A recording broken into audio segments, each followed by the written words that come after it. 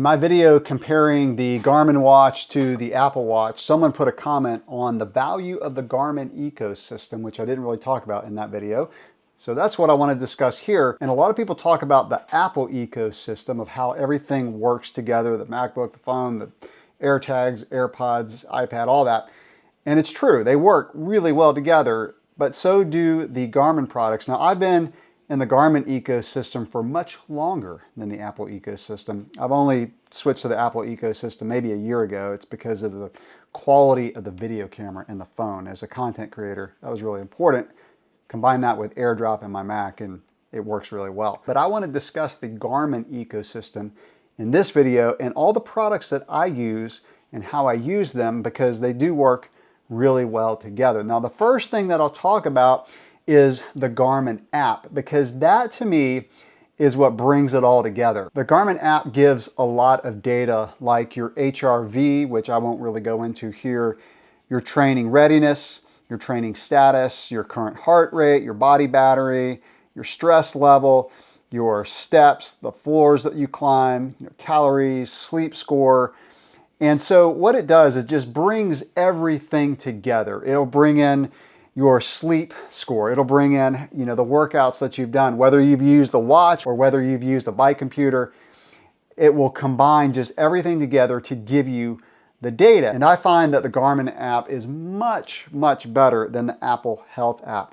The Apple Health app has a few things that I use, but I don't use it a lot as an athlete because it's just made to be everything to everybody, and it's not near as useful from an athlete standpoint or training standpoint as the Garmin app. Let's talk about all of the things that I use in the Garmin ecosystem because, like I said, they work so well together. So first of all, let's talk about the devices, because that's what's really important to bring it all together. And that is, I've got the Garmin Fenix 7 watch, and then I've got a couple bike computers. So a really good combination, if it fits into your budget, is if you're a cyclist, to have a bike computer and the watch. The watch can track things like runs and rides and kayaks and paddle boards and whatever.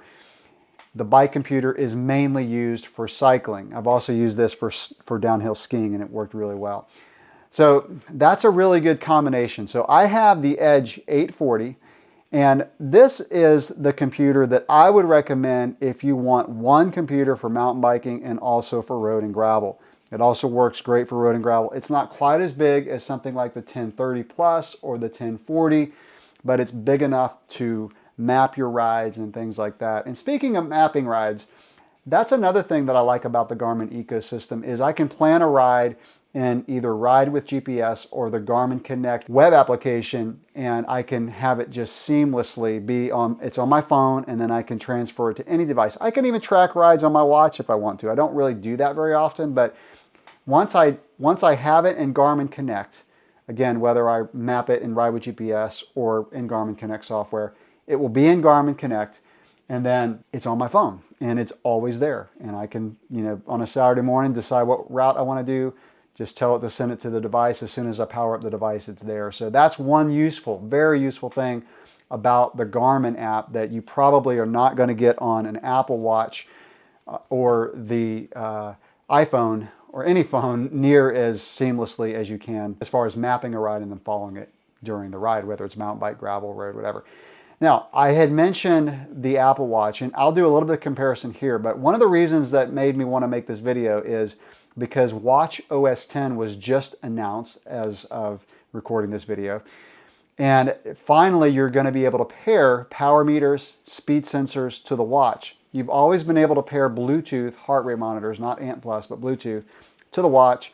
But now you're going to be able to pair bike-specific things, like I said, the power meter and the speed sensor. And that's a big deal. So why would you want to use the Garmin ecosystem? Well, that's, again, why I wanted to make this video, because I still think that's the way to go if you're a serious cyclist. If you don't do any type of exercise other than cycling, then you probably don't need a Garmin watch.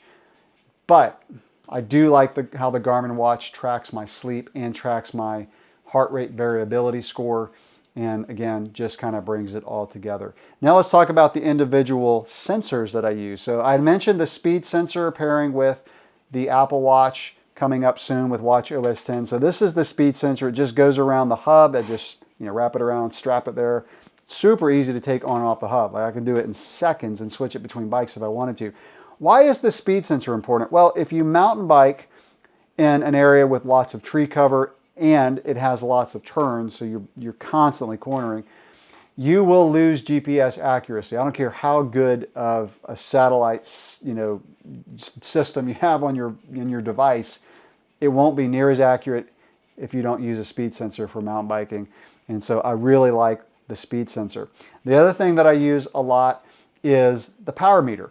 And the power meter is something that once you get into serious bike training, it is invaluable. So if you're doing zone training, power meter and heart rate monitor are something that you need to tell you what zone you're in. And the Garmin Rally pedals work really well for me. I can switch them between bikes very easily. So I keep them on a gravel bike, but sometimes I want to put them on a mountain bike if I'm testing it and I want to do a analysis. I can just put them on the mountain bike. So very easy to switch back and forth. The heart rate monitor is something that you also need to use if you're a serious cyclist, because your heart rate score can tell you, like if your heart rate is just low, you can't get your heart rate high even though you're pushing really hard. That means it's time to back it off, buddy, because you are overtrained or you're fatigued. Maybe not overtrained yet, but you don't want to get overtrained. The heart rate monitor is much cheaper than a power meter, and you can use it for zone training just like you can a power meter. It's not quite as accurate, but there are actually times where maybe the heart rate will tell you a better score. Like I said, if you're pushing super hard and you just can't get your heart rate up, your power may be okay, but your heart rate is low, then like I said, you're too fatigued and you probably need to take a rest day. So heart rate monitor, like I said, this will pair to an Apple Watch even today, but it pairs to the Garmin very, very easily. And speaking of pairing the Apple Watch to sensors, what's nice about watch OS 10 is if you're an iPhone user, it will also display on your phone. However, I don't use my phone right now as a head unit. I haven't found a mount that I really like. There is one that I may get. I may try it.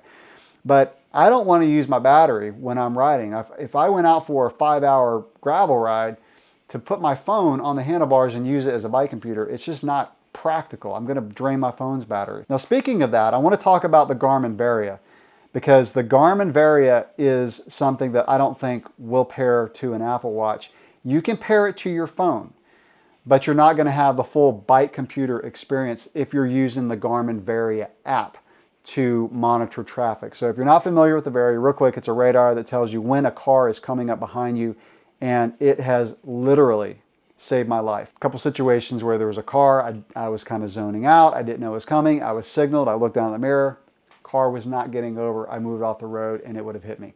So Varia is something that, if anything, it is, if you ride on the road, it's probably the reason why you would want to go with a dedicated bike computer over a phone, because of the experience of having being able to monitor your heart rate, power, speed, distance, time, and to be able to see when traffic's coming up behind you all on the same screen.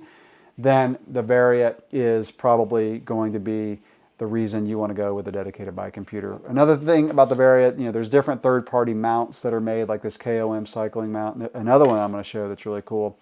And so that is something that's very, very useful. Another thing that I like that's in the Garmin ecosystem is this little guy right here. And this allows me to super easily take the bands off my watch, mount the watch in this thing, which goes into the quarter turn mount, and I'm able to have this as a bike computer, which I often do for mountain biking. I did it in a recent race and it worked really, really well. So again, I just wanted to talk about the Garmin ecosystem and show the products that I use and discuss why, even though watch OS 10 is going to allow you to pair bike sensors to the watch, why you may want to stick with the Garmin ecosystem or Wahoo, whatever system that you're in. That little ecosystem is something that is really valuable as a serious cyclist. The data that they show on the app, super, super valuable. The other thing I didn't mention about the Varia, this is the one with the built-in camera. And so this is a very useful device as well if you want to record what's happening behind you. God forbid you ever need to in case of an accident. So that's the Garmin ecosystem that I use. Any thing that I didn't mention that you use in the Garmin ecosystem, let us know in the comments below. With that, I'll catch you in the next video. Thanks for watching.